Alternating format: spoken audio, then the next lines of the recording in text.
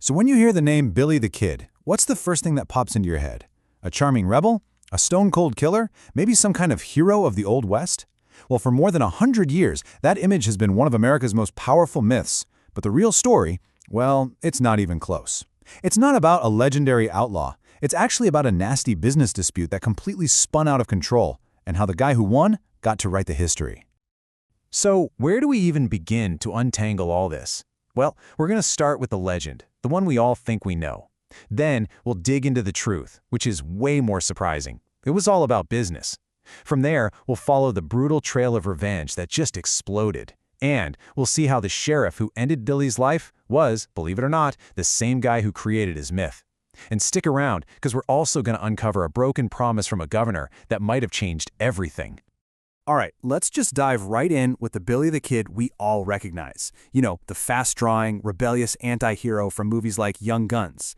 He's supposed to be the embodiment of the untamed frontier, the kid who lived fast, died young, and left one heck of a story behind. That's the version we've all been told for generations, right? Now this quote, it seems perfect, doesn't it? A walking contradiction, partly fact and mostly fiction. You'd think that's about Billy. But here's the crazy part. That line wasn't written about Billy the Kid himself. No, it was written to describe the very first book ever published about him. A book written by the man who killed him, Sheriff Pat Garrett.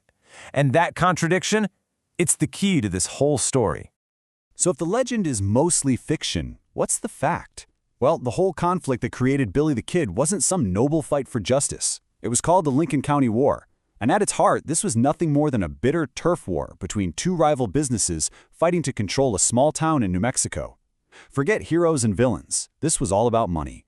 So on one side you had the establishment, this group called the House. They were run by two guys, Murphy and Dolan, and they basically had a monopoly on everything. They had the political connections, and they had hired guns to make sure nobody stepped on their turf. And then, on the other side, you had the newcomers, John Tunstall and Alexander McSween. They had the nerve to open a competing store, and for their protection they hired local ranch hands, and one of them was a teenager named William H. Bonney. You see, Billy the Kid wasn't the leader of some infamous gang. He was an employee. He was a hired gun in a corporate war. This whole business feud was just simmering until it finally boiled over when Billy's boss, John Tunstall, was murdered in cold blood by a posse that was working for the House. And in response, Tunstall's men, including Billy, they didn't wait for the law to do something. No, they decided they were the law. They formed this vigilante group called the Regulators, and their mission was simple: get revenge. And just look at how fast everything went completely off the rails in 1878. I mean, in February, Tunstall is murdered. By March, the Regulators are already executing prisoners. A month later, in April, they're assassinating the county sheriff in the middle of the street.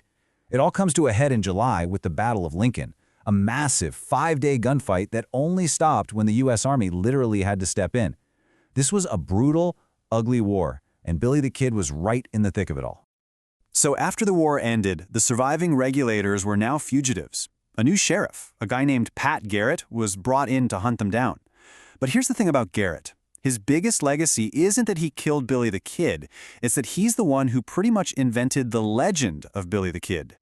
Not even a year after he shot Billy, Garrett puts out this book, and you gotta love the title, The Authentic Life of Billy the Kid. But authentic wasn't really the goal here. This was a PR move. This was Garrett's way of painting himself as the hero who took down this huge monster, all to justify what he'd done to a public that, frankly, wasn't so sure about it. And to make himself look more heroic, Garrett's book basically blows up all of the kid's crimes, turning this young guy who got caught up in a feud into a larger-than-life supervillain. And, in a great twist of irony, he ends up creating the very myth he claimed he was correcting. The official story was actually the first piece of fiction. But wait, there's another layer to this, a whole political drama that's been almost completely forgotten. Because before Pat Garrett was even in the picture, Billy the Kid actually tried to go straight. He tried to trade his testimony about what really happened in the war for a full pardon. Billy actually struck a secret deal with the territorial governor, a man named Lew Wallace. And get this, this is the same Lew Wallace who later wrote the famous novel Ben-Hur. How wild is that? Anyway, Billy agreed to testify against all the other killers involved in the war, and in exchange, Wallace would give him a full pardon. It was a deal that could have changed history, but it completely fell apart. These are Billy's own words, written from a Santa Fe jail cell. You can just feel the desperation. He held up his end of the bargain. He testified. But the governor, probably because of political pressure, never gave him that pardon. This letter, it doesn't sound like it's from some mythical outlaw. It sounds like it's from a young man who was absolutely convinced the system had betrayed him. So how in the world does a betrayed teenager in a New Mexico business war become a global icon? Well, as it turns out, the path from fact to fiction was surprisingly short and straight. Okay, just think about this for a second, because this is kind of mind-blowing. The son of the man who killed Billy the Kid was alive long enough to see the Berlin Wall come down and could have gone to the movies to see Terminator 2. The Old West isn't some dusty ancient history. It's practically our parents' generation. It's right in our backyard.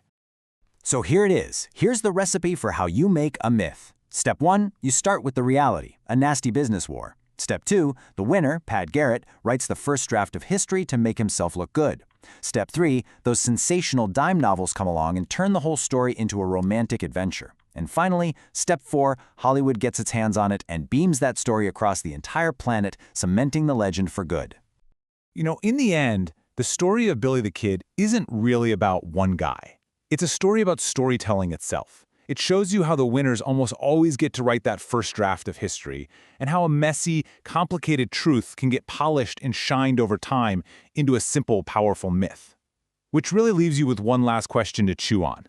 How many of our other heroes are just the best story told about a forgotten war?